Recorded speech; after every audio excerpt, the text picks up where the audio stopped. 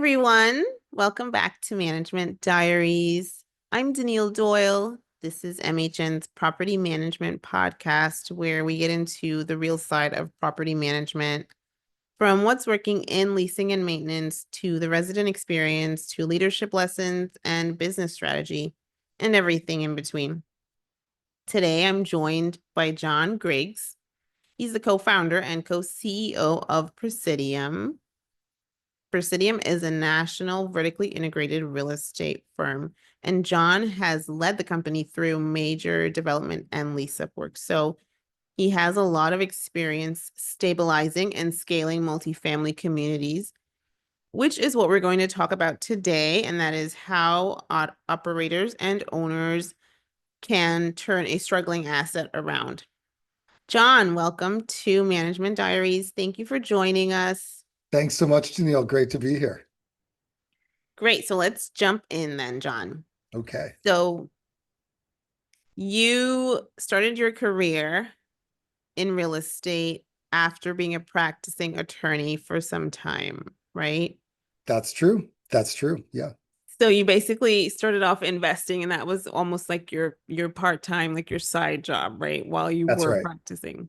That's right. So I was a practicing lawyer in the early 2000s in California, started buying little fourplexes in Arizona, sold them, and that was the seed capital to start what's now Presidium. And Well, that really worked out then, right? That's definitely a side hustle that worked it out. was a good side hustle. Exactly. Exactly. A couple years of a lot of extra, nights and weekends, but it came through. Yeah. Yes, a couple of years of really putting in the work and the time, right? Right. Right. Right. Right. So, John, how did that leap and that making that move, how did that really kind of shape Presidium and shape how you approach your role there today? Yeah, I mean it's interesting. So we started out in '03 when I was a lawyer in California buying little fourplexes, just my partner and I with our own money and not having investors. And so we just had that ownership mindset because they were our properties. And then after we sold those and started buying larger properties in Texas in 2005, we started raising capital. Um, and over the years bought and renovated about 20,000 units. But from that point on, we had other constituencies. We had lenders, we had investors, and while it's our company, we have other people to report to, and obviously residents as well. So we're used to having many constituencies that are kind of part of the greater team. Um, so when you hear someone say a property is struggling, right? Tell me what is the first thing that comes to mind? I mean, there's a couple different types of categories of struggling. One is, the ownership is not maintaining the property well enough. It's falling into disrepair. There's physical signs of just poor upkeep. The other is something that looks fine, and there's nothing really wrong with the physical asset, but it's just not performing well. The occupancy isn't so high. The rents aren't matching kind of what the comparable properties are. So those are kind of the two buckets, and they both have their own solutions. Sometimes they're both present at the same time, sometimes not. So we're thinking about sort of early warning signals, right? Things that operators and owners could be looking out for that could indicate something that could kind of become a bigger problem. Right, right. And so some of those things that'll manifest on the financial side, if you're seeing that occupancy is not as good as it should be, that rents aren't where your comparable properties are in your competitive set, that's a telltale sign that something's off. I mean, if everything looks good, but you're just not performing well, something's off. And that often can be a staffing issue. It can be where you're setting rents. If you're setting rents too high and you're not going to get tenants to sign up, and occupancy suffers, or if the staff just isn't engaged and isn't driving hard enough, that can also be an issue. The other side would be resident experience. If the maintenance isn't kind of quite up to standard and responsiveness to tenant concerns isn't there, that's another sort of warning sign. The tougher one is if there's just, the property needs capital and it isn't being taken care of well enough. And that's a larger issue that often requires injection of capital, additional funds from investors, or a new investor group coming in that's going to provide the capital. And so that's a thornier issue. If it's just the operational side where your rents are too high or you're not offering the right concessions, that kind of thing can be fixed relatively quickly. If it's a larger issue where there's clearly kind of deferred maintenance and issues with the physical asset, that's going to require a more comprehensive and expensive solution. Right. Thank you, John. So it does sound like owners and operators need to really differentiate, right, between things that are deeper, like issues that are deeper, kind of more structural issues that could have more of a financial impact, differentiate between those and like some of what you mentioned, things that you might call like a temporary blip, so to speak, like things That's that right. you can turn around pretty quickly, the resident experience being an example, if that's Mhm. something, that that you had to work on, it would be a much shorter term kind of process to correct that. Am I getting that right? No, 100%. I mean, if the asset is looks good and it's being taken care of, but you're just having kind of financial underperformance, that's something that can be handled pretty quickly. And you can see that happening in real time. You'll just see the occupancy is not where it should be, or your rents are not really where they should be. And that's something where you either can counsel the staff on kind of better customer service, or it's a matter of setting the right rent level and the right sort of package to attract tenants. On the resident service side, that's a little thornier because there you really might need to train up the staff to be more responsive to resident concerns. A couple early warning signs there are just going to be negative reviews. Reviews are often, they're generally negative. I mean, that they lean that way because it's, a lot of people who are having a good experience aren't going to take the time to write something. So you want to obviously try and get your tenants, your residents who are enjoying their experience to write something, and there's ways to do that. But it is a red flag when you see kind of the same, especially if it's the same comment again and again. The trash is always overflowing, or the gates are open on the weekends, or I had to call the office 3 or 4 times about this particular maintenance issue. Those are kind of the signs that you just need a more engaged site staff. You can read reviews that your residents are writing, so that can really be kind of a window into some areas where you might be struggling, right? But it's really, you do have to kind of tune into that and give that your attention, right?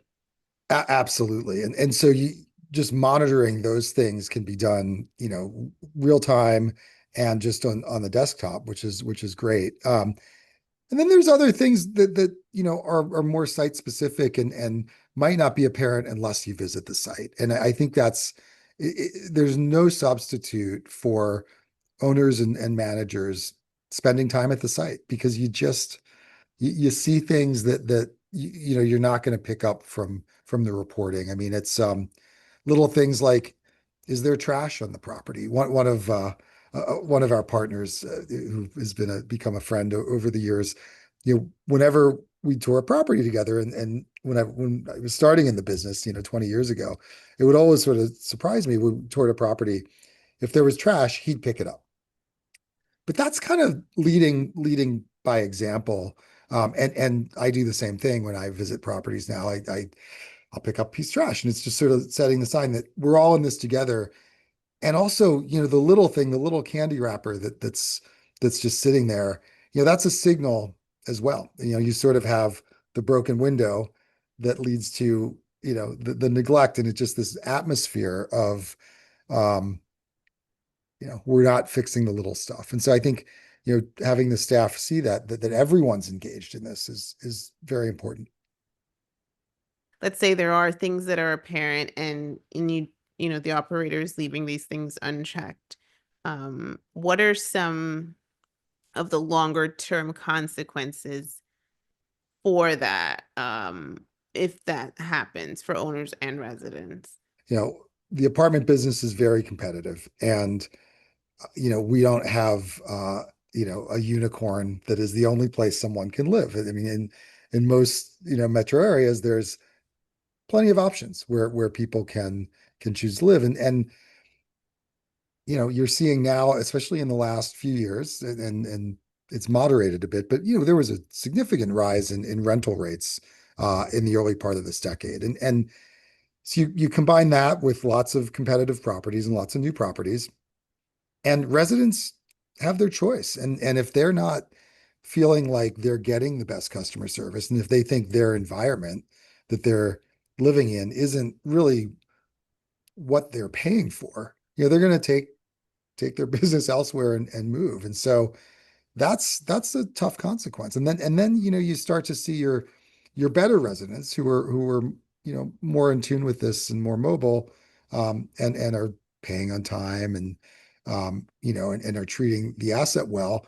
They're not really going to put up with those kind of issues. So it can start to trickle in fairly quickly. And another warning sign might be just renewals. Are you seeing people just not renew? And even if you're offering them a fair renewal deal, if they're moving out, you should ask them. The staff should ask them, why are you leaving?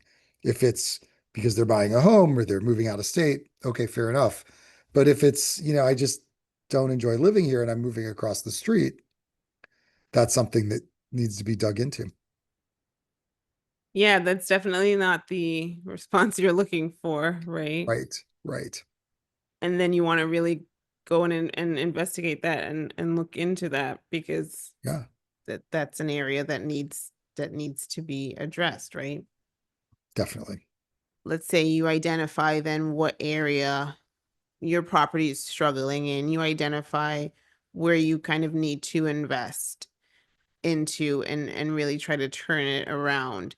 So now how do decide kind of what the best strategy is when you're weighing your options? Earlier in our conversation, you talked about, sometimes it will require capital investment and um, other times maybe more you may be able to just focus on resident facing issues or strategies. But can you tell us maybe if you have an example of kind of, where one strategy might make more sense over the other? Yeah, definitely. I mean, I think if the asset's looking good, and you can see this again from walking the property and just being out there on the physical asset. If it's looking good and there's not really deferred maintenance, these things might be indications of just, your rent levels are off, or your staffing needs to be improved and or energized. And in that case, sometimes there needs to be a staffing change, or there just needs to be better training of the on-site staff. I mean, a lot of folks in this industry, they want to do a good job, and um, especially if they're newer to the industry, they might not know exactly what they need to be doing to create that resident experience. So there's an element to training here that's very important, and the training function at a property management company is vital. Having the right structures and the right people, and they're doing that. The tougher thing is if it's a physical challenge, where the asset just needs capital. And over the course of our 20-year history, I mean, we've bought and renovated about 20,000 apartment units, and some of those ranged from, and there was always a renovation feature there, and sometimes it's a light touch where you're just painting it or whatnot, and sometimes it's a heavier lift where you're replacing mechanical systems, and you're repaving the driveway and replacing roofs, and you have to kind of figure out what's really needed. Um, but if you have roofs that are leaking on people, or you have potholes in the drives, the greatest staff in the world is going to have a difficult time overcoming that. You really just, as an owner, need to come in with the capital or deploy the capital to make the asset um, show as well as it can and perform as well as it can. And so the resident is having that good experience. And only then can you really, ask your staff to kind of take that last mile approach of taking a good asset and making it a nice place to live. Yeah, that's great, John. Um, what about timelines, right? So how do timelines differ, because you really mentioned a few different scenarios. How do the timelines differ between kind of, what area you might be focusing on? Yeah, I mean it's if you're doing a full-blown renovation where the asset needs, major systems upgrades and you're replacing roofs, you're um, you know, replacing kind of the skin of the property if it's, hardy plank or wood or something or stucco. I mean, those will take months. Those will take months to get done. And those also introduce other challenges with kind of, resident experience because although at the end of the renovation, the property is going to, be a more pleasant place to live. Nobody enjoys being in a construction zone either. So that's another challenge. So while you're doing that, it's important to communicate to the residents what's going on, here, and it should be a positive thing. Like we're, over the next, 3 to 6 months, and that's probably a good timeline for major renovation. We're going to do X, Y, and Z. And at the end of that, it's going to be a much better place to live. In the meantime, it's sort of like the signs you see that say "Pardon our dust." A better environment's coming.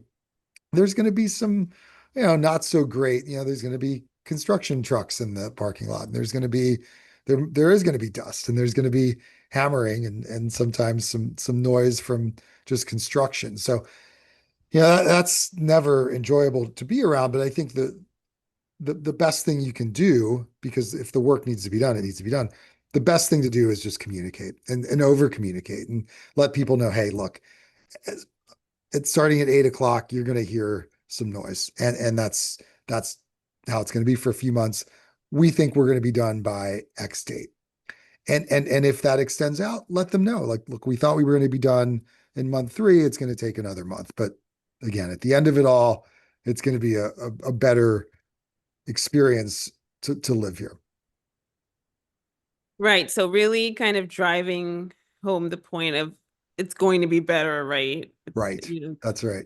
That's right. And that's a I mean that's a balancing act, right? Because you really want to you don't want to overpromise, especially if timelines slip and in construction and renovation, they almost always, there's something that happens. They never come in early. I mean, they never come in under budget either. That's another little trick of the trade, but usually. But kind of just having that communication is key. And at the end of it, you can do something really positive. Have a resident event, have a pool party, have a something special, or kind of partner with some local businesses and give out some gift cards to the local sub shop or something just to say thanks for putting up with um the construction that's been going on or the transition that's been happening.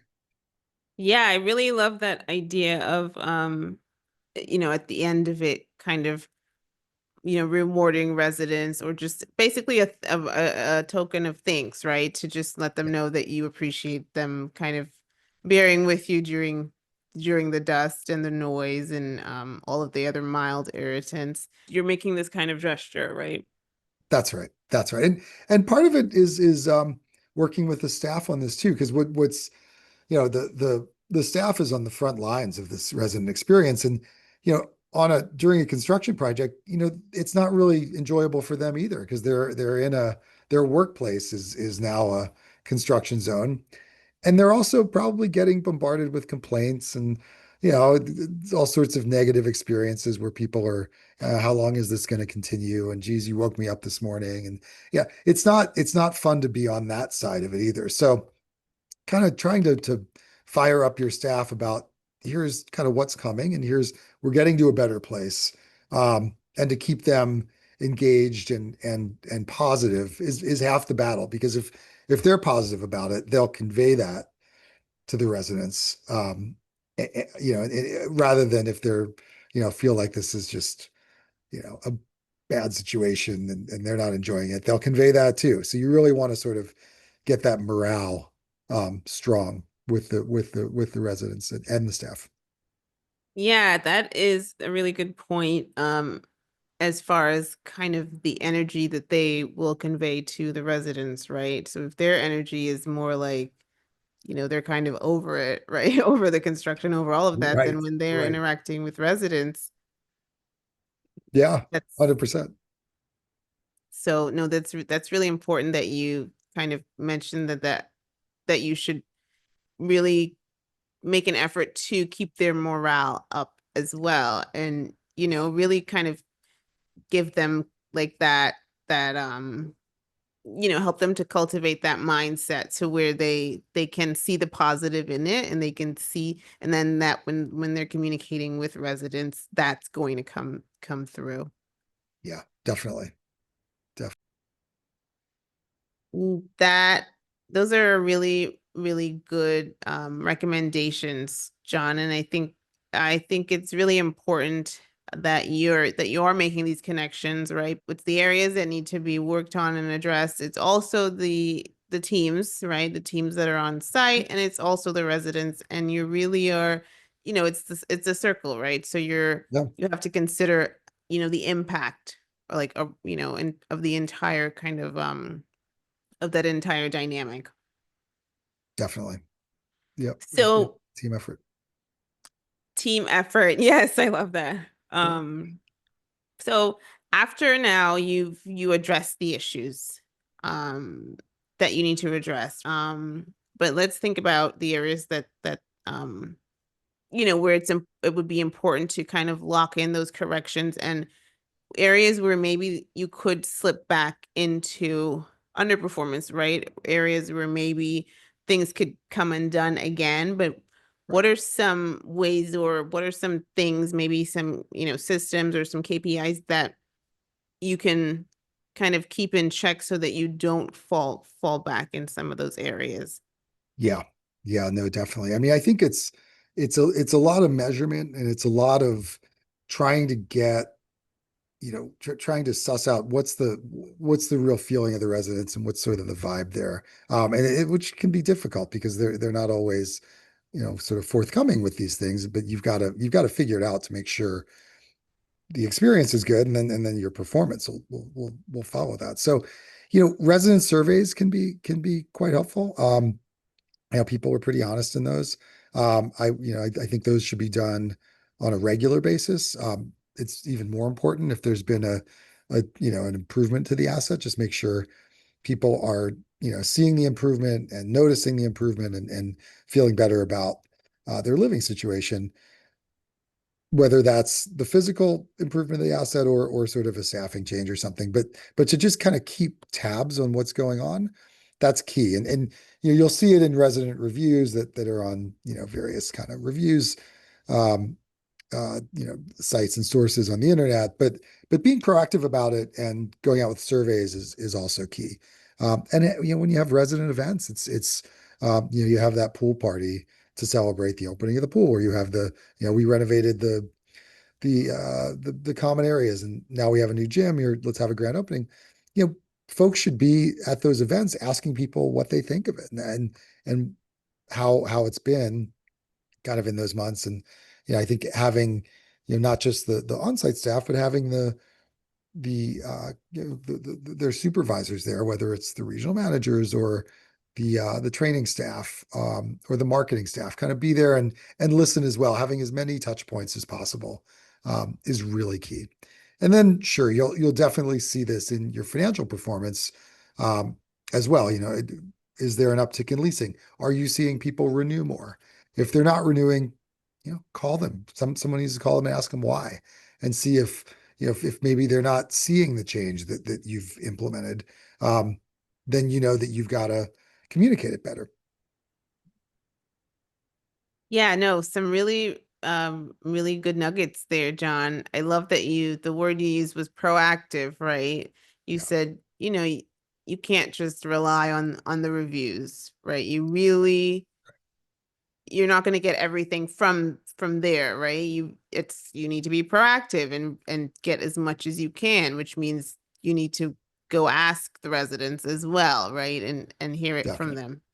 Definitely. And it's, the problem with reviews is, those are, those often arise kind of after someone's opinion is formed. And a negative one is in a not good situation. They're frustrated, they're just unhappy with things. And then the last step to that is they're going to post a negative review. And then they might, move somewhere else too. And in some cases you may have lost them already. But if you're proactive and you're asking them what's going on, that gives them a chance to kind of to give you feedback, and people always appreciate that. It helps you diagnose whatever the issue is and to make sure that it's being addressed. But it's also, if you're the customer, which our residents are our customers, and they need to be treated well, um, it gives them a chance to feel like they're being heard. Yeah, that's a really important distinction that you make because if their opinion is formed and them writing that review is the Yeah, last step of that, it's going to be hard. It's probably, almost impossible then to kind of correct that at that point, right? right, right. No, absolutely. Yeah, so that's really important. I'm glad that you brought that up kind of the if you're being proactive, that gives you the opportunity. But if you're waiting until after they've left the review and they've, kind of moved on from any like opportunity to kind of change their minds, then, then you've probably lost them. Right, right. And then also you talked about kind of at when you have like the example you gave was the grand opening for, whether you have like new amenities or whatever the case may be. um, it's really, I love that you said not just having the on-site staff there, right? But really having these different others on management teams or, marketing teams or other teams really is what's going to help you kind of capture that feedback even more than if you just relied only on the on-site staff. Right, right. No, definitely. Yep, having just the greater team there is key.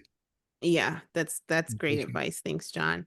If you're gonna advise, let's say, a leader who's facing a struggling property, who's kind of just managing that and figuring out kind of, what strategy to implement, what are your top do's and don'ts? And, what are the things where you'd say, leaders should definitely adopt or they should definitely avoid? Yeah, yeah. I mean, I think the the the do's and don'ts sometimes dovetail a little bit. The don'ts would be not to jump to conclusions and um, start trying to blame particular people for what's going on, but really to investigate. And the do is really to spend due diligence time on this and really look at try to uncover some rocks. Try to talk to people about it. Talk to your staff. Talk to your residents. Look at feedback that you're getting and deep dive and get on the asset, get physically there and put eyes on it. Um, that there's no substitute for that. And the more, the more time you spend on that, the more likely you are to get to the right answer. Um, but I think in creating the right environment for, um, that's gonna bring the best people to your company, keep the best people at your company, and bring out the best performance in them. It's got to be a collaborative process, not, the casting of blame is sort of, yeah, I mean, sometimes it has to be done if that's really what the issue is, but that's not the usually the best way to get to a positive outcome. It's more investigate and come up with a solution and get everybody on board with the solutions that you have, and move forward in a positive, kind of a positive light. Right. So really just orienting yourself toward, the solution instead of saying, you know, whatever the issue is or where it originated or who it originated with, right? Right. That's right. That's right. A question I like to kind of close us off on a lighter note. And that is, can you share a recent act of kindness that stuck with you? It's I'd say kind of a greater theme is one thing that's just been really nice about multifamily over the 2+ decades I've been in it is, and I see this in where I sit in Texas, but we do stuff all over the country, and there is a real spirit of collaboration. That I don't know if you see that in other industries nearly as much as you do in multifamily, but time and time again, other leaders that I kind of interact with, we share information and we're candid with each other. Here's some struggles that we're having. How'd you handle that? Or, geez, this happened the other day, and whether it's a kind of a market issue, and obviously the real estate market hasn't been as fun as it was in the last decade. The last few years have been challenging, but just sharing information with people, it's critical. And I see that again and again with folks I interact with in real estate. It's a really people intensive, kind of relationship intensive business. And the people that succeed at it the most, I think, are the most open and the most kind of proactive about trying to help everybody else kind of get ahead as well. Because it really is a team sport. Yeah, so there is a lot of collaboration, right? I mean, you do see it at when you go to industry conferences and Yeah, you really do get to see it there. There everyone's kind of supportive of each other, right? right, right. No, and Yeah. that's important. It really Yeah, that is. definitely helps, I'm sure. It does. And you want to enjoy what you're doing too. And having that environment is really helpful. Well, John, this was fantastic. I do want to thank you for just really walking us through how owners and operators can stabilize or revitalize rather an underperforming property. And I really appreciate all of the insights. I think our audience, can will get a lot of insights from this. It was a great conversation. Really enjoyed our chat. Oh, that's terrific. No, thank you, Danielle. It's been appreciate the opportunity to hop on and have a really nice conversation with you, and hopefully share some insights. So yeah, thank you. Thank you, John. And thank you everyone for listening. If you enjoyed this episode, please rate it and subscribe to our channel. Thank you, and we'll see you next time.